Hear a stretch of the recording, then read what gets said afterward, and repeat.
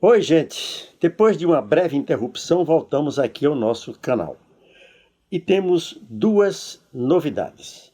Antes disso, como sempre, pedindo a vocês que ainda não se inscreveram, que se inscrevam aqui e que recomendem a amigos e amigas que façam o mesmo para que nós possamos estar sempre em contato. Também durante a minha fala vão aparecer meus endereços de Twitter, Instagram, Facebook e também o endereço do meu blog, que são espaços onde nós podemos também dialogar.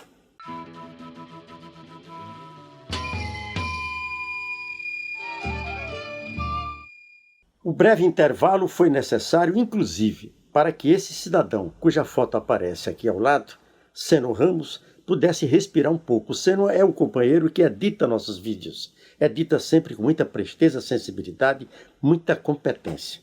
Deu uma descansada e agora volta com a competência redobrada. E antes de passar ao nosso tema do breve comentário político de hoje, este livro, Como o Lírio que Brotou no Telhado. Esse é um livro de crônicas minhas, lançado em 2006 e que eu descobri nesse final de ano que ainda disponho de um certo número de exemplares. Então eu quero fazer um trato com vocês. Quem deixar aqui no canal um comentário sugerindo temas que eu devo abordar, deixe também o seu endereço e se não quiser deixar aqui no canal, vai lá no Instagram e deixa no direct o seu endereço e pelos correios nós faremos chegar até você um exemplar deste volume de crônicas minhas. Agora um fato político da maior importância.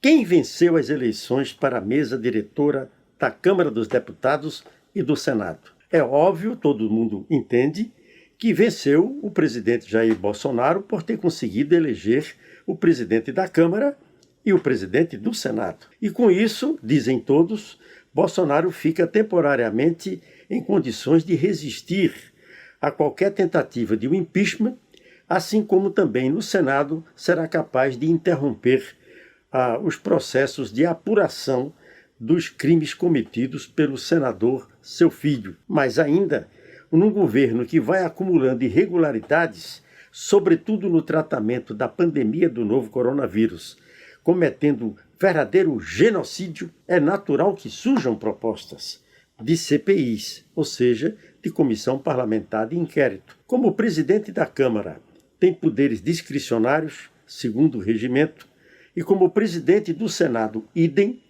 fala-se então que Bolsonaro venceu as eleições para a Câmara e para o Senado. É verdade, mas é verdade também que esta é uma vitória de pirro. Como vitória de pirro? Essa expressão se usa na política, é inspirada num fato acontecido do 260 a.C., quando uma batalha terrível, o rei de Épico conseguiu derrotar o exército romano e à custa de um esforço tão grande que na batalha seguinte não suportou e foi dizimado. É o que acontece com o governo Bolsonaro nessas eleições para a Câmara e para o Senado. O custo foi altíssimo.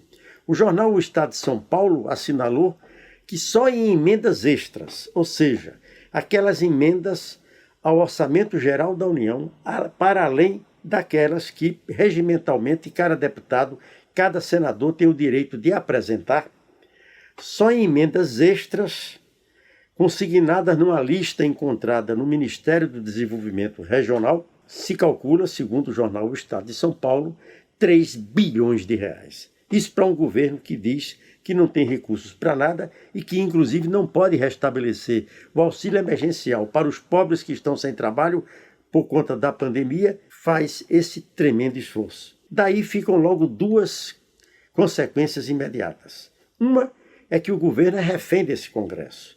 Vai ter agora que pagar a conta. Vai ter que liberar recursos para essas emendas que os parlamentares, por elas beneficiados, vão naturalmente direcionar para os seus redutos eleitorais, realizar coisas e, com isso, quem sabe, reforçar suas possibilidades de reeleição. É o toma lá, dá cá.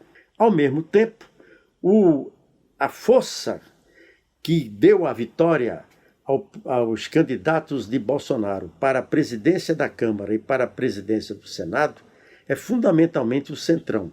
O Centrão é um grande aglomerado de parlamentares de partidos de centro-direita. Como eles têm uma maioria expressiva, eles não apenas podem fazer como fizeram os presidentes das duas casas, a maioria das mesas diretoras dessas duas casas legislativas, como também terão peso nas comissões técnicas, nas diversos trâmites pelos quais passam as propostas oriundas do governo. Portanto, o Centrão fará chantagem o tempo todo. Disse também que o Centrão vai cobrar agora promessas de ocuparem cargos importantes, na condição de ministros e também cargos intermediários na máquina pública governamental federal.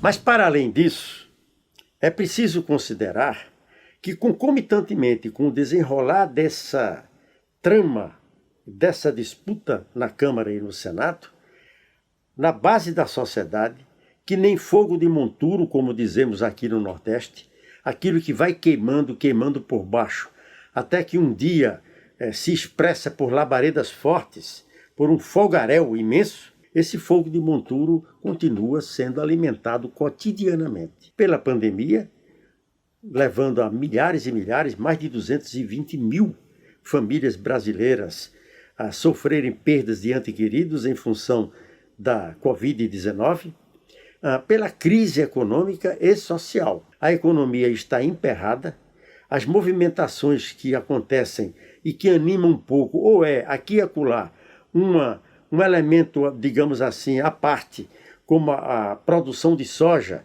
para exportação, ou as movimentações no mercado financeiro, que é extremamente volátil e que se movimenta fundamentalmente hoje em dia à base de capitais fluidos, que entram e saem no país quando querem, quando acham que devam ficar ou devam sair. Isso não dá possibilidade de nenhuma consistência à retomada do crescimento econômico do país. E, por conseguinte, nós atingimos altíssimas taxas de desemprego formal e também aquela massa de milhões que se vira com atividades informais em razão da pandemia. Também as atividades informais estão muito depreciadas e existe, portanto, milhões e milhões de brasileiros necessitados de uma solidariedade, de uma ajuda que vinha sendo conferida não por decisão do presidente da República, mas por decisão do Congresso Nacional, através do auxílio emergencial, que agora foi interrompido. Portanto, esses elementos acrescidos dessa pulverização da cena política, da elevação do tom das contradições na cena política e institucional, que constitui um outro aspecto da crise que afunda o país, no seu conjunto, esses elementos contribuem para corroer, para continuar corroendo a base social e política de apoio de Jair Bolsonaro. O que precisa, sim, e sobre isso nós voltaremos a conversar noutras oportunidades, é que no lado de cá, da oposição, ou das oposições as mais diversas, não apenas partidárias, mas encetada por segmentos da sociedade, os mais diferenciados, que aqui nós possamos ter juízo, ter bom senso, ter maturidade para além dos projetos eleitorais, presidenciais, que alguns partidos alimentam e que são fundamentalmente compreensíveis e aceitáveis e podem ser justos, que nós sejamos capazes de unir forças na resistência democrática, na oposição ao governo Bolsonaro, para enfraquecê-lo e para derrotá-lo. Mesmo a ideia do impeachment não está absolutamente garantido para Bolsonaro que essa possibilidade do impeachment tenha sido plenamente evitada com as eleições para a Câmara e para o Senado acontecidas agora. Vejamos, continuemos acompanhando a cena política e continuemos juntos. Grande abraço.